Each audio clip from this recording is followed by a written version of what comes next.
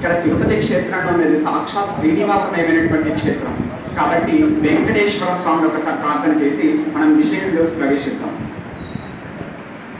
ఒక చేతన్ పదపద్మయుక్తమే గతిగా వేరొక చేతన్ సకలాహ్లాదకరాభయంబు సగుచు సంతోషమే పార వేరొక యుక్తంబున శంఖ చక్రములతో నొప్పారు యుక్తంబు మామక చిత్తంబున నిలిచి మమ్ము ప్రోముగాక తండ్రి వెంకటేశ ప్రభో. అటువంటి శ్రీనివాసుడు చక్కగా ఇక్కడ కొలుగున్నటువంటి క్షేత్రం, ఇక్కడ అనేక ధార్మిక కార్యక్రమాలు జరిగినటువంటి క్షేత్రం. అనేక సార్లు దేశవ్యాప్తంగా కూడా ఇక్కడి నుంచి కార్యక్రమాలు చాలా జరిగాయి. స్వాతంత్ర ఉద్యమంలో కూడా చాలా పాలు పంచుకున్నటువంటి ప్రాంతం ఈ తిరుమల తిరుపతి. కాబట్టి ఇటువంటి గొప్ప క్షేత్రంలో ఇటువంటి సభ జరగడం ఎంతైనా అవసరం. ఈ క్షేత్రం నుంచి ప్రపంచానికి రక్షణ వెళ్తుంది. ప్రపంచానికి పాలకుడైనటువంటి శ్రీ వెంకటేశ్వర ప్రభు ఇక్కడ వామాసమై ఉన్నాడు. ఆయన యొక్క శక్తి ఇక్కడ ఉంది. స్వయంభూగా వెలిసినటువంటి శ్రీ వెంకటేశ్వర స్వామి ఉన్నాడు. ఆయన నుంచి సమస్త విశ్వానికి కూడా శక్తి వస్తుంది. కాబట్టి అటువంటి శక్తివంతమైనటువంటి ప్రదేశంలో ఈరోజు మనం కూర్చున్నాం. రామానుజాచార్యులు ఇక్కడ కొండను తొక్కడానికి కూడా భయపడి మోకాళ్ళ మీద ఈ కొండనెక్కినటువంటి మహాక్షేత్రం ఇది. అటువంటి మహాక్షేత్రంలో ఈ ధార్మిక కార్యక్రమం జరగడం ఎంతైనా అవసరం. ఇక్కడ ఈ జ్ఞానవాహిని అనే పేరు కూడా చాలా శాస్త్రీయంగా పెట్టారు. వాహిని అంటే వహతి వాహయతి ఇది వాహిని అని. అంటే జ్ఞానమును వహిస్తుంది, వహింపచేస్తుంది. తాను జ్ఞానమును నేర్చుకుంటుంది, అందరి చేత ఆచరింప చేస్తుంది. కాబట్టి దీనికి జ్ఞానవాహిని అని పేరు పెట్టారు. అద్భుతమైన పేరు పెట్టారు. మన సనాతన ధర్మము, సనాతనం అంటేనే అది శాశ్వతమైనటువంటిది అని అర్థం. శాశ్వత ధ్రువో నిత్యో సనాతన అని అంటే శాశ్వతమైనటువంటిది, ధ్రువమైనటువంటిది. అంటే సనాతన ధర్మం ఒకటే, కలియుగంలో ఉన్న సనాతన ధర్మం ఒకటే. ఎప్పుడైనా ఎక్కడైనా ఎప్పుడు మార్పు చెందదు. సనాతన ధర్మం అంటేనే సత్యమైన నిత్య నూతనత్వాన్ని పొందేటటువంటి ధర్మం. సత్యంగా ఉంటుంది, సత్యం మూలం మారదు. సత్యం మారినటువంటి ఆ సత్యాన్ని పట్టుకొని ధర్మాన్ని మార్చుకుంటూ వెళ్తాం. సత్యం ఒక ఇరుసు అనుకున్నట్లయితే చక్రం వంటిది ఈ ధర్మం, ఈ ధర్మ చక్రం. అందుకే మనం జాతీయ పతాకంలో కూడా ధర్మ చక్రాన్ని పెడతాం. దాని సత్యమైనటువంటి వస్తువు వేదం. ఆ వేదాన్ని పట్టుకొని ఆలంబనగా తీసుకొని మహర్షులు ఇచ్చినటువంటి ఆ వేద ప్రతిపాదితమైనటువంటి స్మృతులను ఆధారంగా చేసుకుని ఏర్పడినటువంటి ధర్మం. కాబట్టి ఇది సనాతన ధర్మమైంది. ఇంతటి గొప్ప ధర్మం ఈ ప్రపంచం మొత్తం మీద ఎక్కడ ఉండదు. ఆ ధర్మం అంటేనే ద్వయదేవ జనరీతి ధర్మం అని. అంటే తాను ధరించాలి. ఊరికే ఉందండి ధర్మం కాదు, పుస్తకాల వరకు పరిమితమైతే ధర్మం కాదు. అది మన ఆచరణలో ఉండాలి. హిందువులలో అది లోపించింది. అందుకని విదేశీయులు ఎక్కువగా దాడులు చేయడానికి మనం అనుకూలత ఇస్తున్నాం వాళ్ళకి. వాళ్ళు దాడులు చేయడం కాదు, మనం అనుకూలత ఇస్తున్నాం వాళ్ళకి. ఎప్పుడైతే మనం ఆ జ్ఞానాన్ని పొందామో అప్పుడు వాళ్ళు దాడి చేయడానికి ఉండదు. సంస్కృతి విచ్ఛిన్నమైపోతుంది. ఎందుకు విచ్ఛిన్నమైపోతుందో ఒకసారి ఆలోచన చేయండి. ఇన్ని నాగరికతలలో ఇన్ని వేల సంవత్సరాలు మనది ఎప్పుడు కూడా ఇన్ని దాడులు జరిగింది కానీ ఎప్పుడు కూడా సంస్కృతి నాశనం అవ్వలేదు. కానీ ఎప్పుడైతే స్వాతంత్రం వచ్చిందో దాని తర్వాత నాశనమైంది. గమనించాల్సినటువంటి విషయం. మన చేతిలోకి పాలన వచ్చిన తర్వాత నాశనం అవ్వడం మొదలుపెట్టింది, క్షీణించడం మొదలుపెట్టింది. నాశనం అంటే పదం వాడకూడదు, క్షమించబడుతుంది కాక క్షీణించడం మొదలు పెడుతుంది. క్షీణించడం ఎందుకు మొదలు పెడుతుంది ఒకసారి ఆలోచించండి. మన చేతిలో ఉంది కదా పాలన. విదేశీయుల చేతిలో ఉన్నంత వరకు దేవాలయాలకు ఇండివిజువాలిటీ ఉంది. దేవాలయాలు వాళ్ళు రక్షించుకునేటటువంటి వాళ్ళు. ఇప్పటికి తిరుమల తిరుపతి దేవస్థానంలో విజయగాళ్ళ అధీనంలో ఉండేది. స్వతంత్రానికి పూర్వం బ్రిటిష్ వాళ్ళు కూడా తీసుకోలేదు, ఎవరు తీసుకోలేదు. ఏ దేవాలయానికి వచ్చినటువంటి డబ్బులు ఆ దేవాలయానికి ఉపయోగించడం, ఆ దేవాలయానికి అనుబంధమైనటువంటి దేవాలయాలతో ఉపయోగించడం, మిగిలితే ఇంక కింది దేవాలయాలు పరిరక్షించడం. ఈ దేవాలయాల మీద మన సంస్కృతి ఆధారపడి ఉంది. కాబట్టి మనం ఆ సంస్కృతిని మిస్ అవుతున్నాం. ఎందుకు మిస్ అవుతున్నాం అంటే దేవాలయాన్ని పరిరక్షించుకుంటాం. ఒక అర్చకుడు డబ్బు కోసం ఎంత దీనావస్థలు ఉంటారో చూస్తే నీకు అర్థమవుతుంది. 2 రూపాయల కోసం, 1 రూపాయి కోసం దీనంగా అడుగుతున్నాడు. ఒక్కసారి ఆలోచించండి. ఊర్లలో మీరు చూస్తున్నారో లేదో నాకు తెలియదు. పల్లెటూర్లలో 1 రూపాయి 2 రూపాయల కోసం ఒక భిక్షగాడి వేస్తారండి. ప్లేట్లు వేస్తుంటారు. 1 రూపాయి 2 రూపాయలు. చాలా దీనంగా అనిపిస్తుంది. ఏంటి అంత వేదం చదువుకున్నటువంటి పండితులకాయ పట్లాసులు అతి సనాతన ధర్మం బ్రతుకున్నటువంటి దేశంలో సనాతన ధర్మం బ్రతుకున్నటువంటి దేశంలో ఒక చదువుకున్నటువంటి బ్రాహ్మణుడు, వేదం చదువుకున్నటువంటి బ్రాహ్మణుడు, ఒక శాస్త్రం చదువుకున్నటువంటి బ్రాహ్మణుడు, ఈశ్వరార్చన ధ్యేయంగా బ్రతుకుతున్నటువంటి బ్రాహ్మణుడు ఇలా బ్రతకాల. మరి ఎక్కడ బ్రతుకుతారండి వాళ్ళు? పూజలు క్రైస్తవులు చేయమంటారా? క్రైస్తవ చర్చిల దగ్గర చేయమంటారా? ముస్లింల మసీద్ దగ్గర చేయమంటారా? ఎక్కడ చేస్తారంటే పూజలు? ఆ పూజలు కనుక మిస్ అయితే, మనం ఆ దాంట్లో శాస్త్రీయత తెలియకపోతే మనం ఎలా రక్షించుకుంటాం దేవాలయాన్ని? దేవాలయం రక్షించాలంటే మొట్టమొదటి అర్చకుల్ని రక్షించండి. అర్చకులు చూసుకుంటారు, వాళ్ళకు ధనం సరిపడినప్పుడు ఉంటాయి. ఈ దేవాలయాలు వాళ్ళు కూడా 30,000కు 50,000కు దిగువన ఉన్నటువంటి దేవాలయాలను ఎంతోకంటే డిపార్ట్మెంట్ తీసుకోదు. 50,000 ఆదాయానికి తక్కువ ఉన్నటువంటి దేవాలయాన్ని ఎంతోకంటే డిపార్ట్మెంట్ తీసుకోదు. దానికి అధికంగా ఉండాలి. 2 lakhs ఎక్కువ ఉంటాయి కానీ తీసుకోదాక ఇప్పుడు చెప్తున్నారు.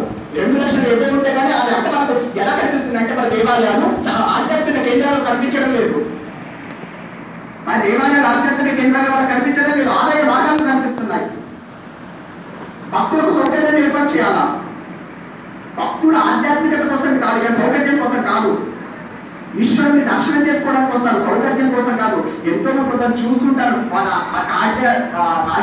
ఆడిటోరియం పక్కన అక్కడ ఇక్కడ పడుకుంటూ ఉంటారు చాలా మంది.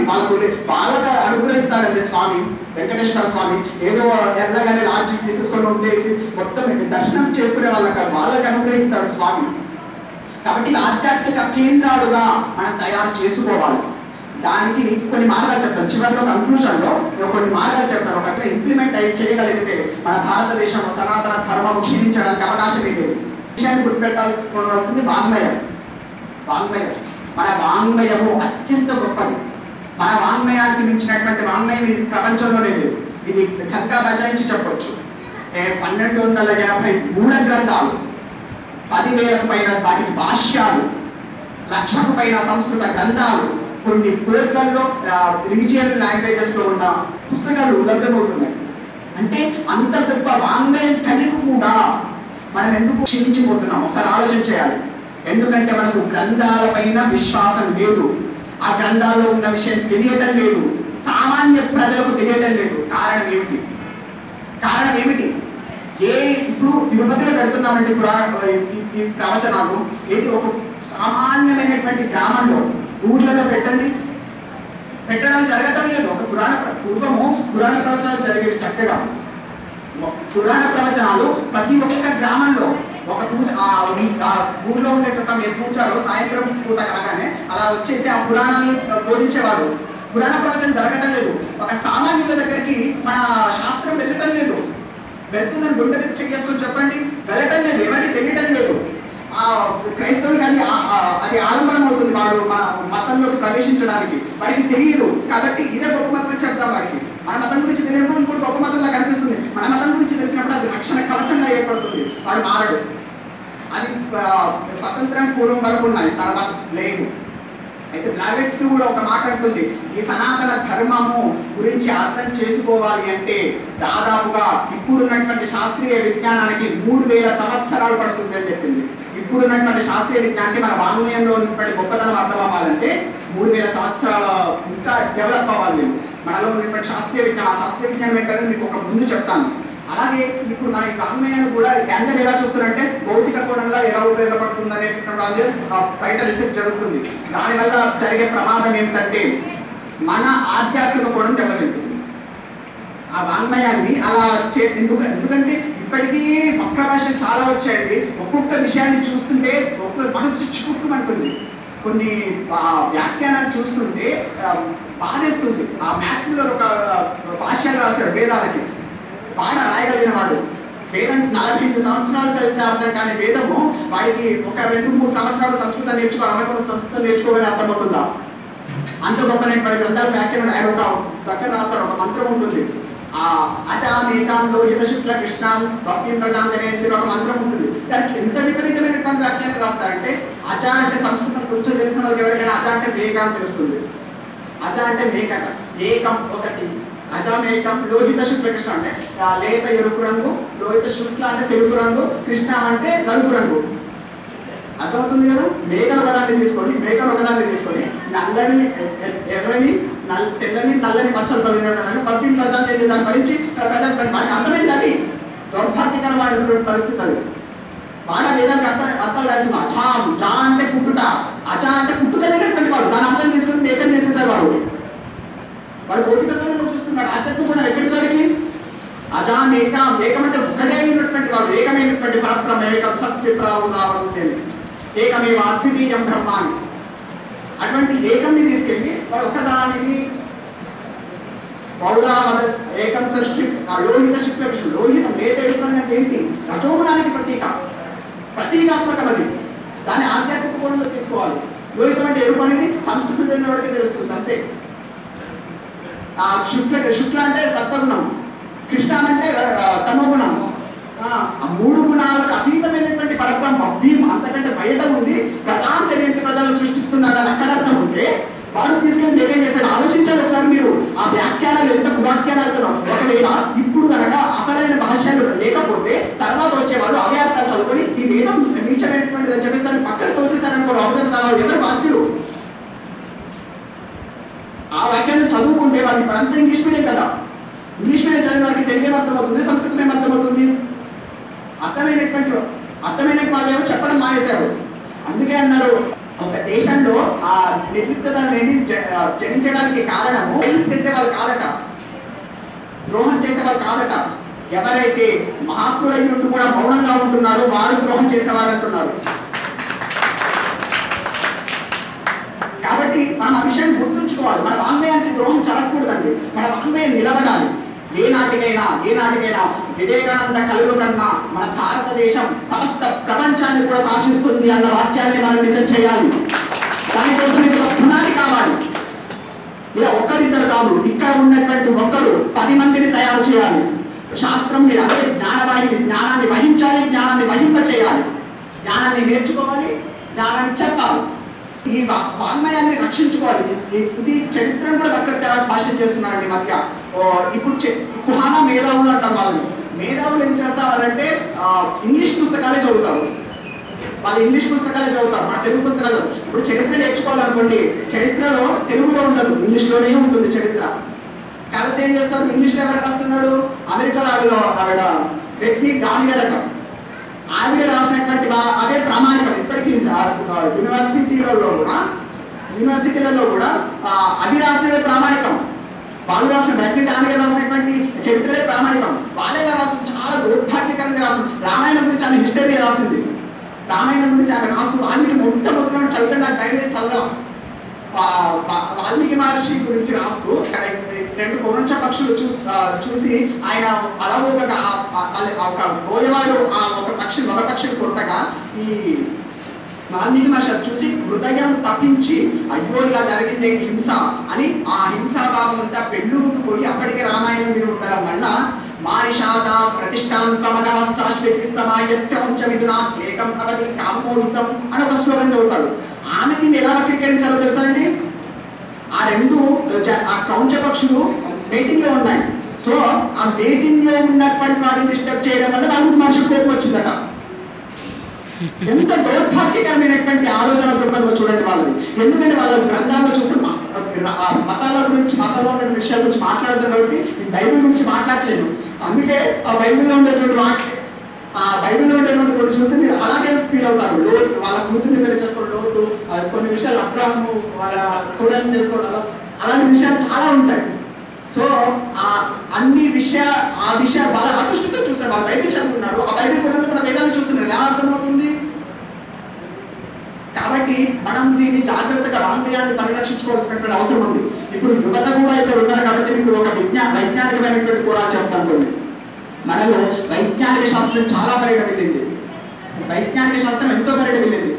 మన వాళ్ళు చాలా నిష్ణతులు. ఎందుకంటే చాలా గ్రంథాలు ఉన్నాయి మనకు. ఖగోళ శాస్త్రం మీద కొన్ని గ్రంథాలు ఉన్నాయి, భౌతిక శాస్త్రం మీద కొన్ని గ్రంథాలు ఉన్నాయి, తర్వాత రసాయన శాస్త్రం మీద గ్రంథాలు ఉన్నాయి. చాలా జలార్గల శాస్త్రం అంటే నీటి ఎక్కడ అడుగులో ఉందని పైన చెట్లను మట్టిని బట్టి చెప్తారు. మనకి ఇప్పుడు తిరుమల తిరుపతి దేవస్థానం మ్యూజియంలో కూడా నేను చూసాం. అందులో కూడా చక్కని మట్టి వాటి గురించి వివరించి పెట్టారు, వాస్తు శాస్త్రం వాటి దృష్ట్యా. అంటే అంత గొప్పైనటువంటి విజ్ఞానం ఖగోళ శాస్త్రం గురించి అసలు భూమి గుండ్రంగా వృక్షికి జల వాయుమడు భూమి భూగోళ సర్వతో 4వ శతాబ్దంలో మన ఆర్యభట్ట చెప్పారు. వృక్షికి జల వాయుమడు భూమి భూగోళ సర్వతో వృత, ఎటువంటి చూసినా వృత్తంలా కనిపిస్తుంది భూగోళం. ఎవరు చెప్పారు? ఆర్యభట్ట చెప్పాడు. 16వ శతాబ్దంలో వీడు చెప్పాలా? అర్థమవుతుంది కదా. అంటే భౌతిక శాస్త్రంలో కూడా ఆ పరమాణు విజ్ఞానం ఒకసారి చూస్తే పరమాణు విజ్ఞానం అనేది చాలా మూలమైనటువంటిది భౌతిక శాస్త్రానికి. ఆ భౌతిక శాస్త్రంలో పరమాణు గురించి చెప్తారు. అవకాశ పద్యంతం ద్రవ్యం పరమాణు వేగం పరమాణు విధి ప్రోక్త జ్ఞాని నా దృష్టి గోచరం అని చెప్పేసి గౌతమ సూత్రాల్లో అంటే అతి ఇంటీరియర్ మోస్ట్ పార్టికల్ అది పరమాణు అంటే అని చెప్పేసి. మన ఖగోళ శాస్త్రంలో కూడా అనేకమైనటువంటి విషయాలు చెప్పారు. ఆకర్షణ శక్తి గురించి కూడా చెప్పారు. ఆకృష్ట శక్తి మహీదయాయ ఆకృష్యతే తత్పద్ధతి భవతి సమయ సమంతం ప్రభవత్యయకే. ఇలా చెప్పుకుంటూ కదా చాలా వస్తుంది. నీడభూ వ్యాస భూమి యొక్క వ్యాసార్థం చెప్పారు. శరాగ్రామాణిల యోజనాన్ని భూమి ఉన్న చుట్టూ వాతావరణం యొక్క అంటే ఇంకా కోడ్ చేయట్లేదు. ఎందుకంటే సమయం లేదు కాబట్టి సమయకాలం వల్ల నేను కోడ్ చేయట్లేను. రసాయన శాస్త్రం గురగం మిశ్రకం చేది ఇది వంగం ఉచ్యతే ద్విధం గురగం ఇది గుణశ్రేష్టం మిశ్రకం చలనం భవేత్. ఆల్ఫాటిన్ బీటా టెన్ గురించి చెప్పారు. అంటే అవి ఎలా అర్థమవుతాయి అని అనొచ్చు. మరి తర్వాత వాటి యొక్క ధర్మాలు చెప్పారు. ప్రతి ఒక్క రసాయనం యొక్క ధర్మాలు చెప్పారు. ఆ ధర్మాన్ని బట్టి మనము అనాలిసిస్ చేసుకోవాలి. ఇప్పుడు ఉన్నటువంటి సైన్స్ వాటిని ఆధునిక నుంచి వాటిని అనలైజ్ చేసుకుంటే మనకు వాటి గురించి అర్థమవుతుంది. కాకపోతే వాటి మీద రీసెర్చ్ జరగట్లేదు, జరగాలి. దానికి మన కృషి చేయాలి. ఇక్కడి గ్రంథాలు ఇక్కడ కాకపోతే ఎక్కడ రీసెర్చ్ చేస్తారండి? ఇక్కడ పుట్టినటువంటి గ్రంథాలు ఇవి. ఇక్కడ పుట్టిన గ్రంథాన్ని మనమే గౌరవించకపోతే వేరే వాడు ఎందుకు గౌరవిస్తాడు? సనాతన ధర్మంలో పుట్టినటువంటి గ్రంథాలు గౌరవిస్తారు. అలాగే మనకి ఇంకో కొన్ని కోణాలు చూడండి. ఇంజనీరింగ్ లో కూడా మన వాళ్ళు చాలా ప్రతిభ వహించారు. ఏరోనాటికల్ ఇంజనీరింగ్ తీసుకున్నారనుకోండి, డెఫినేషన్ చేస్తారు. లోకాంతరం దీపాంతరం చేయగా అంబరే గంతు మనసి అని మనకు భరద్వాజ వారికి అంశుబోధిని అని ఒక గ్రంథం ఉంది. అంశుబోధిని గ్రంథం మొత్తం లభ్యం అవ్వట్లేదు. నాకైతే పెద్దలు అనుగ్రహించాలి. అటువంటి వైమానిక శాస్త్రంలో ఒక చిన్న అధ్యాయం ఉంది. అందులోని అనేకమైనటువంటి విమానాల గురించి చెప్పారు. అందులో రుక్మ యంత్రం అని అనేకమైనటువంటి యంత్రాల గురించి చెప్పారు. ఆ మెకానికల్ ఇంజనీరింగ్ ఉంది. వీటన్నిటికీ రీసెర్చ్ ఎందుకు జరగటం లేదు నాకు ఇప్పటికీ అర్థం కావట్లేదు. కాబట్టి ఇవన్నీ ఉన్నాయి కదా. మరి మా మహర్షులు మీకు ఎమ్మటే ఒక అనుమానం వస్తుంది. చాలా మంది అడిగినటువంటి ప్రశ్న, ఇన్నున్నాయి అంటున్నావు, ఇన్నున్నాయి అప్పుడు మరి మహర్షులు ఎందుకు రీసెర్చ్ చేయలేదు? ఇప్పుడు ఎందుకు రీసెర్చ్ చేయలేదు అంటే వాళ్ళు ఏం చేశారో తెలుసా? వాళ్ళు ఒక మాట చెప్పారు. సాక్షాత్ అనుభవే దృష్టో అదేదో నలుడు దర్శిత లోకానికి ఉపకారాయ ఏదో సర్వం ప్రదర్శితం. ఇది లోకానికి ఉపకరిస్తుంది అనుకుంటేనే మేము ప్రతిపాదన చేస్తాం తప్ప లోకానికి ఉపకారం చేయదు, ప్రకృతికి విఘాతం కలిగిస్తుంది అంటే మేము వాటిని ప్రతిపాదన చెయ్యము అని చెప్పారు. అందుకని ఆ కండిషన్ కి లోబడి వేద కండిషన్ కి లోబడి ఆగిపోయారు తప్ప వాళ్ళు జ్ఞానం లేక కాదు, ఆలోచించుకున్నాక. ప్రకృతికి విభాగం కలిగించినప్పుడు అది మేము చెప్పాం. ఎందుకు చెప్పాలి? వాటి చెప్పాం. ఎందుకంటే ఆఫ్ కోర్స్ అది సుఖానికి అలవాటు చేయవచ్చు, కానీ ఆధ్యాత్మిక విజ్ఞానానికి దెబ్బతీస్తుంది. ఏవైతే ఆధ్యాత్మిక విజ్ఞానాన్ని దెబ్బతీసి మనస్సును ప్రలోభ పెట్టేటటువంటి ఉన్నాయి వాటిని మేము చెప్పామని చెప్పారు. వాళ్ళకి తెలిసినటువంటి కూడా వాళ్ళని అందుకే గురుకుల విద్య అనేది ఉంటుంది. ఎడ్యుకేషన్ సిస్టమ్ గురుకుల విద్యలో గురువుల దగ్గరికి వెళ్ళి దండ సమర్పాలని అని దండ అనుగ్రహిస్తే వాళ్ళు వాళ్ళ యొక్క బిహేవియర్ని బట్టి ఏ విజ్ఞానం చెప్పాలో చెప్పేటటువంటి వాళ్ళు. కాబట్టి అంత గొప్పదైనటువంటి విజ్ఞానాన్ని మనం మిస్ అవుతున్నాం. మీరు గుర్తించాలి. ఇవి కాలేజీలో చెప్తామంటే మనం అంటున్నారు సంస్కృతంలో ఉన్నాయని. సంస్కృతంలో ఉన్నాయి బాబు. రసాయన శాస్త్రం గురించి చెప్తాం, మేము వేరేం చెప్పము. భౌతిక శాస్త్రం గురించి చెప్తాం, వేరేం చెప్పము అంటే మతం ఇది సంస్కృతంలో ఉంది. సంస్కృతంలో ఉన్న వాటిని కాలేజీలో బోధించకూడదు. ఒకవేళ సంస్కృత క్లాస్ ఉంటే చెప్తాము. ఇంటర్ వాళ్ళ సంస్కృత క్లాస్ ఉంటుంది. ఆ సంస్కృత క్లాస్ ఉంటే చెప్తాము. అప్పుడు ఒక 15 నిమిషాలు తీసుకున్నట్టు. కాబట్టి మనము వీటన్నింటినీ గమనించాలి. మన హైందవ ధర్మాన్ని రక్షించుకోవాలి. ఇప్పుడు లౌకికవాదం అనే పేరు మీద వీటన్నిటిని ఆపేస్తున్నామండి. కాబట్టి మనం కొన్ని రాజకీయ మీరు చెప్పేవన్నీ రాజ్యాంగబద్ధంగా వెళ్ళగలిగినటువంటి అంశాన్ని మాత్రం ప్రస్తావన చేస్తాం. ఎందుకంటే ఇప్పుడు రాజ్యాంగబద్ధంగా వేరేగా చేయాలంటే కష్టం. అంటే ఇప్పుడు అందరినీ కూడా కట్టుకోవాలి. ఇప్పుడు హిందువులు అందరినీ కూడా కట్టుకోవాలి. హిందూ మాకు సపోర్ట్ చేస్తారు. ఒక 20% మంది మాత్రమే, నాకు తెలిసి ఒక 20% మంది మాత్రమే నిజమైన హిందువు మీద ఆసక్తి కలిగి ఉన్నటువంటి వాళ్ళు. మిగతా వాళ్ళంతా కూడా లౌకికవాదం ప్రలోభాలకి అయిపోయిన వాళ్ళు. వాళ్ళు న్యూట్రాలిటీ తెలిపారు. ఏదైతేనేది కానివ్వండి అన్న భావంలోకి వెళ్ళిపోయారు. ఒక 20% మంది ఉన్నారేమో వాళ్ళ సనాతన ధర్మాన్ని రక్షించుకోవాలి అనుకునేటువంటి వాళ్ళు. 80% ఉన్నారని బయటికి చెప్తున్నారు, కానీ నిజానికి 80% లేరని అర్థం అవుతున్నారు. కాబట్టి ఈ సనాతన ధర్మాన్ని ఏ విధంగా రక్షించుకోవాలనేది మన కొన్ని సూచనలు చేసే ప్రయత్నం చేస్తాను. వీటి కోసం మనందరము వాట్సాప్లో కానీ టెలిగ్రామ్లో కానీ వీటిని బాగా ప్రచారం చేసే ప్రయత్నం చేయండి. చేస్తేనే మన రాజ్యాంగబద్ధంగా సాధించుకుంటాం. ఎందుకంటే కొంచెం ఇలా సాధించుకున్నా కానీ కొంతవరకు రక్షణ కలుగుతుంది. మనం జరగవలసినటువంటి కార్యక్రమాలు ఎంతో చూద్దాం. అయితే మొట్టమొదట జాతీయ మతంగా మన హైందవ మతాన్ని ప్రకటించాలి. జాతీయ మతంగా ఎందుకు ఎలా ప్రకటిస్తారంటే కుదరదు కదా, లౌకికవాదం కదా అంటారండి. లౌకికవాదం అంటే ఆనాడు హిందీ భాషను జాతీయ భాష చేసినప్పుడు తమిళులు కొట్లాడారు ఆ భాష వద్దని చెప్పేసి. ఆపిందా రాజ్యాంగం? ఆపలేదు. మీరు తెలుగు వాళ్ళని కొట్లాడతాం మా భాష చేస్తారా? లేదు, అధికంగా మాట్లాడుతున్నారు హిందీ భాష కాబట్టి హిందీ భాష చేస్తా ఉన్నారు. ఇప్పుడు అధికంగా హైందవతను పాటిస్తున్నారు కాబట్టి హైందవతను జాతీయ మతంగా ప్రకటించాలి. హైందవతను జాతీయ మతంగా ప్రకటించాలి, అది రాజ్యాంగబద్ధంగా ప్రకటించాలి. తర్వాత చెప్పారు క్రైస్తవ మిషనరీలు కానీ ఇస్లాం మదర్సాల కానీ వచ్చేటప్పుడు ప్రభుత్వ పరిధిలో కన్నా తీసుకోవాలి, లేకపోతే ప్రభుత్వ పరిధిలో ఉన్న దేవాదాయ శాఖను ధర్మాచార్య పరమంగా చేయాలి. కూడా మనకు బోధైన ధర్మసూత్రాలు చెప్తాయి. ఒక ధర్మ పరిరక్షణ సమితి ఎలా ఏర్పడాలనేటువంటిది. ఒక సన్యాసి ఉండాలి, 4 వేదాలు తెలిసినటువంటి వాడు ఉండాలి, అన్ని కులాలకు సంబంధించినటువంటి వ్యక్తున్నాడు. ఒక దాదాపుగా 20-30 మంది కలిసి ఆ రాజ్యాంగ ఆ ధర్మ పరిరక్షణను ఏర్పాటు చేసుకొని దాని కిందకి ఆ దేవాలయాలను తీసుకోవాలి. లేకపోతే మదర్సాల మీటింగ్ కూడా తీసుకోండి. లౌకికవాదం అంటే ఆ మతం ఎంతో ఈ మతం అంతా కదా. లౌకికవాదం అంటే మైనారిటీ ఎక్కువ మెజారిటీ తక్కువ అట్లా లేదు కదా. మరి అవన్నీ తీసుకోండి, అదే ఓకే మాకు. ఎందుకంటే వాటికి లెక్కపత్రం లేదండి. ఇప్పుడు క్రైస్తవ మిషన్లకు వస్తున్నటువంటి లెక్కపత్రం లేదు. అన్ని వాళ్ళు ఇల్లీగల్గా తీసుకొచ్చుకొని మొత్తం ప్రచారం చేసేసి ప్రచారం చేయడం చాలా దారుణంగా చేస్తున్నారు. మనకు జోషువా ప్రాజెక్ట్ అని ఎవరైనా చదివారా? జోషువా ప్రాజెక్ట్ నుంచి ఎంతమంది తెలుసు? కొంచెం జోషువా ప్రాజెక్ట్ గురించి తెలియదు. అది చాలా దారుణంగా జరుగుతుందండి. జోషువా ప్రాజెక్ట్ అంటే తెలుసా? చాలా ధన్యవాదాలు. జోషువా ప్రాజెక్ట్ అంటే ఒక ప్రాజెక్ట్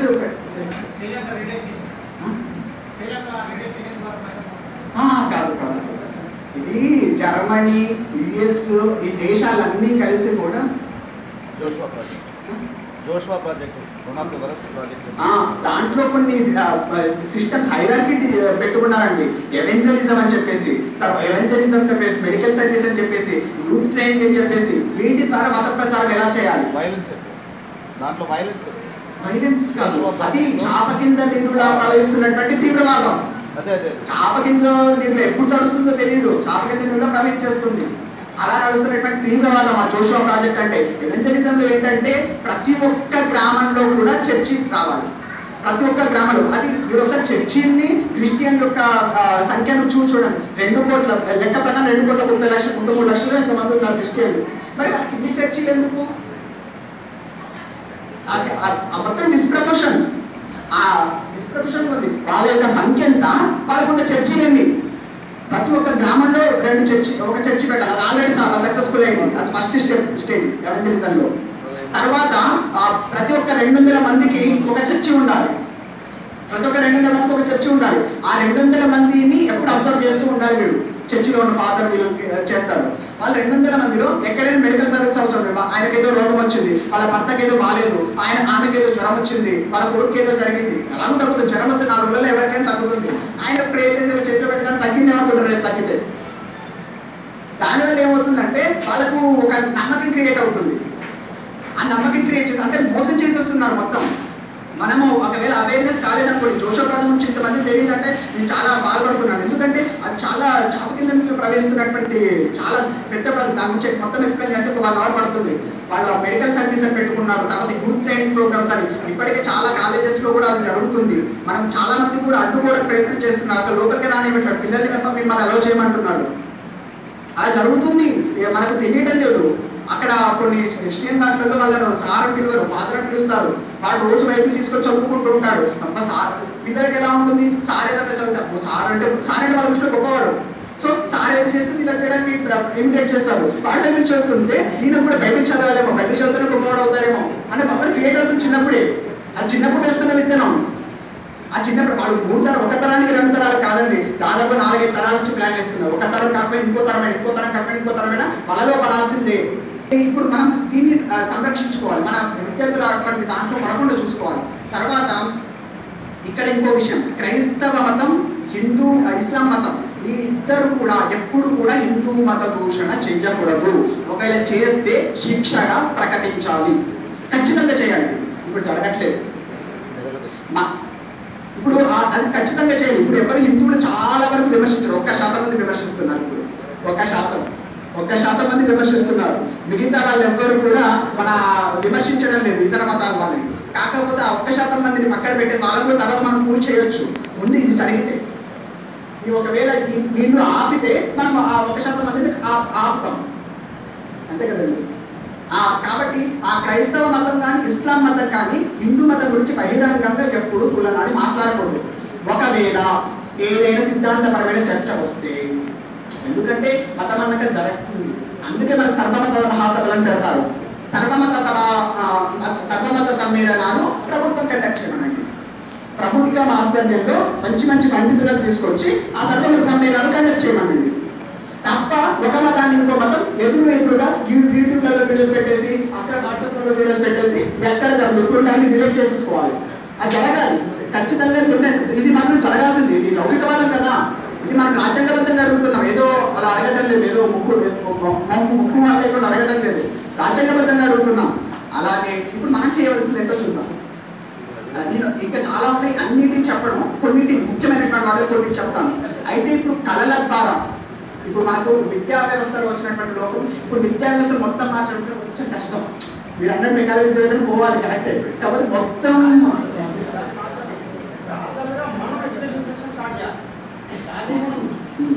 కానీ మన వాళ్ళు రావాలి కదా అందరూ. అయితే ఇప్పుడు మనం ఏం చేద్దామంటే, ఈ స్కూళ్ళలో 1 నుంచి 9 వరకు కళల ద్వారా మన విద్యా బోధన జరగాలి. కళలు అనేటువంటి మన దేశానికి పట్టుకోవాలండి. అక్కడ ఇప్పటికి ఒక్కరికి కరెక్ట్గా దేశభక్తి గీతాలనే రావు. దేశభక్తి గీతాలు కూడా ఎవరికి తెలియదు. జనగణమన అర్థం చెప్పారు అంటే ఆ జనగణమన అర్థం అది ఆయన ఏ దృష్టితో రాసిన రవీంద్రనాథ్ ఠాగూర్ గారు ఆయన చెప్పింది మనకు కొంచెం మనకు తెలియదు. ఆయన భారతదేశంలో పుట్టాడు కదా, ఆయన భారతీయ భవన్లో వచ్చాయేమో. కాబట్టి ఆ జనగణమన అధినాయక అంటే గణములకు అధినాయకుడు గణపతి అయ్యాడు. అక్కడ అధినాయకుడు అయ్యాడు. ఆయన ఇలా ఏ దృష్టితో రాసిన కానీ అధినాయకుడు గణపతి అయ్యాడు. చివరికి కూడా జనగణ మంగళదాయక అన్నారు. మంగళదాయకుడు అంటే గణపతే. జయదేవ జయదేవ జయమంగళమూర్తి దీపాప్తి ఇప్పుడు పూజ మంగళమూర్తి అని పిలుస్తాం ఆయనని. కాబట్టి అక్కడ కూడా ఆయన మన భారతదేశంలో పుట్టిన ఆయన వందే మాత్రం చటర్జీ రాసినా కానీ మన దుర్గాదేవి గురించి రాసిన, అందుకే ముస్లిం వ్యతిరేకిస్తారు. తర్వాత వస్తుంది స్వామి దుర్గా ప్రహరణ దారిణి అని వస్తుంది. దాంట్లో వందే మాత్రం తర్వాత నేను చెప్పింది అక్కడికే చదువుతారు చాలా మంది, తర్వాత కూడా వస్తుంది. అంటే మన భారతదేశంలో ఉండేటువంటి ఆ దేశభక్తి గీతాలు పిల్లలకి రావటం లేదు. ఏ పిల్లలు కూడా ఆ దేశభక్తి గీతాలు రాదు. కళలు లేకుండా మన జాతీయత నిలబడమంటే ఎలా నిలబడుతుందని మన కళల మీద ఆధారపడినటువంటి దేశం ఆధారపడి ఉంది మన శాస్త్రం మొత్తం కూడా. ఆ కళల్ని పిల్లలకు నేర్పించారు. ఇప్పుడు ఉదాహరణకి ఒక ఆమెతో వచ్చింది చెప్పాలంటే శ్రీనివాస పరిణయం ఉంటుంది. శ్రీనివాస పరిణయంలో సూర్యగతి వేషం ఒక ఆమె, కరణి వేషం ఒక ఆమె నేర్పించేసి అలా ఆయన వచ్చి సాగి చెప్పతీసే కొండగోడ సింహాలక్ష్మీసే కొండగోడ జగదాలు బొమ్మన్నది చిన్నగోడ పాదైన వెలుగుండ పట్టినవాడ సోగాలు సగసైనది ఇట్లా ఇది విన్నప్పుడు బాగుంటుంది. దానివల్ల వాళ్ళు కూడా నేర్చుకుంటారు. అది కరిగొండ వెంగమ్మ గారు రాశారు. అది ఫస్ట్ తెలియదు, ఆ చిన్న పిల్లలు ఉన్నప్పుడు బాగుంది అని నేర్చుకుంటారు. తర్వాత పెద్దదైన తర్వాత ఎక్కడైనా ఒక పురాణం చెప్పేటటువంటి వాళ్ళు ఎక్కడైనా కరిగొండ వెంగమ్మ గారి వెంకట ధర్మాన్ని చెప్పారనుకోండి, అహో ఇది నా చిన్నప్పుడు నేర్చుకున్నా కదా, ఆహా మన సంస్కృతి ఇంత గొప్పదా అని అప్పుడు వాళ్ళు రిలీజ్ అవుతారు. కాబట్టి చిన్నప్పటి నుంచి ఆ కళల ద్వారా దేశభక్తి గీతాలు, చిన్నప్పుడు దేశభక్తి గీతాలు అనిపించాడు. శ్రీను పొంకిన జీవ గడ్డై పాలు పాడిన భాగ్యసీమై మరళిన దిగి భరత భూమి పత్తి పాడల తమ్ముడ ఆది కావ్యం బందెనిచ్చట పాదరాయన పరమశులకు పాదుసుంపిది చెందడా అని వినిపించేవాళ్ళు. దానివల్ల ఏంటంటే ఓహో ఇది శ్రీను పొంగిన చెప్పాడు. శ్రీను పొంగిన అంటే విజయనగర సామ్రాజ్యం గుర్తుకొస్తూనే ఉంటుంది. అలా మన చరిత్ర కూడా అర్థమవుతుంది, దానికి అర్థం తెలుసుకుంటూ ఉంటే. చిన్నప్పుడు తెలుసుకోవచ్చు, పెద్దగా తెలుసుకోవచ్చు. వాడి నోటికి వస్తే ఎప్పుడైనా అర్థం తెలిసినప్పుడు వాళ్ళు తెలుసుకుంటారు. నోటికే లేకపోతే ఎలా తెలుసుకుంటారండి? వేదం కూడా మొట్టమొదటి వేదం చదివించిన తర్వాత అర్థం తెలుసుకుంటారు. ముందుగా నోటికి పెట్టేస్తారు, తర్వాత అర్థం తెలుసుకుంటారు.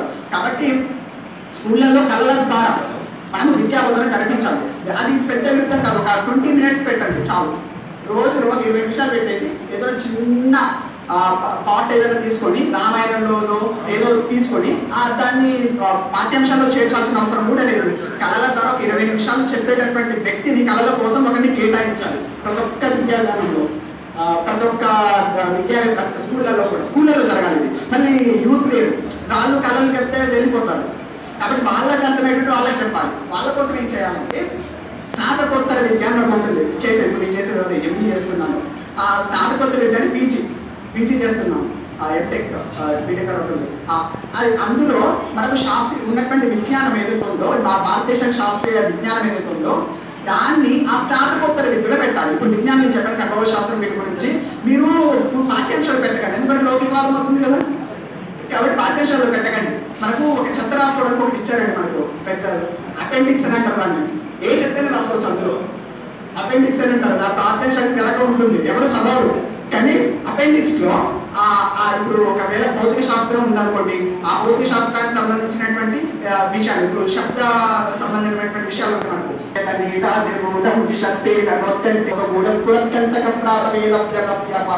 అంటే ఒక గరుడ పక్షి ఎగిరేటప్పుడు రెక్కల్ని ఒక 4 సార్లు ఇలా ఉంటుంది.